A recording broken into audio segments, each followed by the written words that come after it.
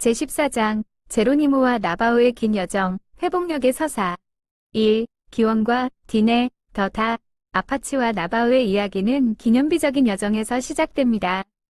본래 캐나다 북서부의 추운 지역 출신인 이 아타바스카어군 사용 부족들은 서기 1300년경 미국 남서부로 이주했습니다. 아파치는 치리카와 메스칼레로, 지카릴라를 포함한 7개의 주요 분파를 통칭하는 용어인 반면 나바오는 현대사에서 흔히 별개의 존재로 인식됩니다. 나바오족은 스스로를 백성이라는 뜻의 디네라고 부릅니다. 본래 유목 집단이었던 그들은 푸에블로 인디언으로부터 옥수수와 콩 같은 작물 재배법을 배워 척박한 사막 환경에 적응했습니다. 스페인 정착민들과 접촉한 이후에는 양과 말을 그들 문화의 핵심으로 통합하며 삶의 방식을 다시 한번 변화시켰습니다. 그러나 백인 정착민들이 조상 대대로 내려온 영토 깊숙이 밀고 들어오면서 이들의 목가적인 삶은 폭력적인 충돌에 직면하게 되었습니다. 이 긴 여정, 롱워크의 비극 1864년은 나바오의 영혼에 긴 여정으로 새겨져 있습니다. 나바오족을 굴복시키기 위해 키트 카슨 대령의 지휘 아래 미군은 잔혹한 초토화 캠페인을 시작했습니다.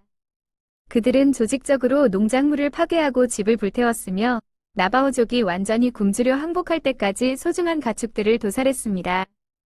약 9,000명의 남녀노소가 보스케 레돈도라는 황량한 보호구역까지 거의 450km를 걸어서 가야만 했습니다. 기력 소진과 질병, 무자비한 추위 속에 수많은 목숨이 희생되었습니다. 보스케 레돈도는 알칼리성 토양과 마실 수 없는 물이 있는 상상할 수 없는 고통의 장소임이 드러났습니다. 하지만 나바오의 회복력은 승리했습니다. 1868년 미국 정부는 강제 이주의 실패를 인정했고 조약을 통해 나바오족은 그들이 사랑하는 고향으로 돌아가는 것이 허용되었습니다. 오늘날 나바오 네이션은 62,000제곱킬로미터의 영토에서 자신들의 문화를 보존하며 가장 인구가 많고 영향력 있는 원주민 국가 중 하나로 성장했습니다. 3. 깨지지 않는 암호.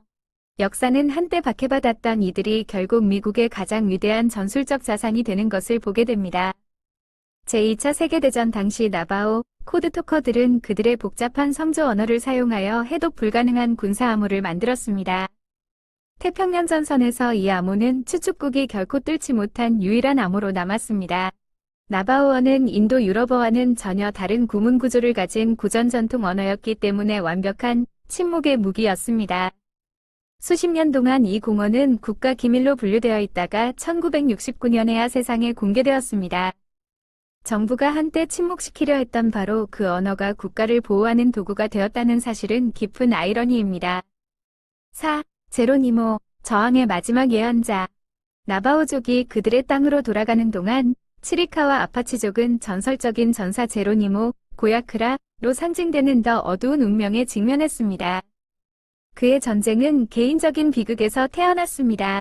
1858년 멕시코 군인들이 그의 어머니와 아내, 그리고 세 자녀를 살해했습니다. 그날부터 제로니모는 멕시코와 미국 모두에 대항하는 굴하지 않는 저항의 상징이 되었습니다.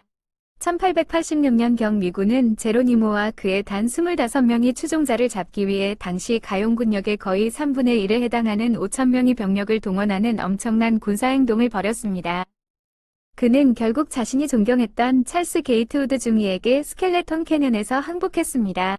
그러나 그에게 했던 약속들은 즉시 깨졌습니다. 제로니모와 그의 백성들은 심지어 군대를 도왔던 정찰병들까지 포함하여 비좁은 가축 수송차에 실려 플로리다, 엘라베마를 거쳐 결국 오클라호마의 포트실로 보내졌습니다. 5. 용맹의 불멸의 상징. 제로니모는 생애 마지막 23년을 전쟁 포로로 보냈습니다. 역설적으로 이긴 투옥의 황혼기 동안 그는 국가적인 유명 인사가 되었으며 심지어 시어도어 루스벨트 대통령의 취임식 퍼레이드에서 말을 타기도 했습니다. 그는 전투의 열기 속에서가 아니라 1909년 겨울 추위 속에 낙상한 후 폐렴으로 세상을 떠났습니다. 오늘날 제로니모라는 이름은 한 개인을 넘어 용기의 보편적인 대명사가 되었습니다. 제2차 세계대전 당시 공수부대원들이 비행기에서 뛰어내릴 때 용기를 북돋우기 위해 제로니모라고 외치는 것이 전통이 되었습니다. 또한 이러한 군사적 유산은 현대 공중전의 중추인 아파치 헬기에도 이어지고 있습니다. 모든 역사적 서사에는 빛과 그림자의 이면이 존재합니다. 누군가에게 제로니모는 악마였을지 모르지만 그의 백성들에게 그는 전설적인 보호자로 남아 있습니다. 그의 이야기는 유산을 지키기 위해 싸웠던 원주민 국가들의 불굴의 정신을 보여주는 증거입니다.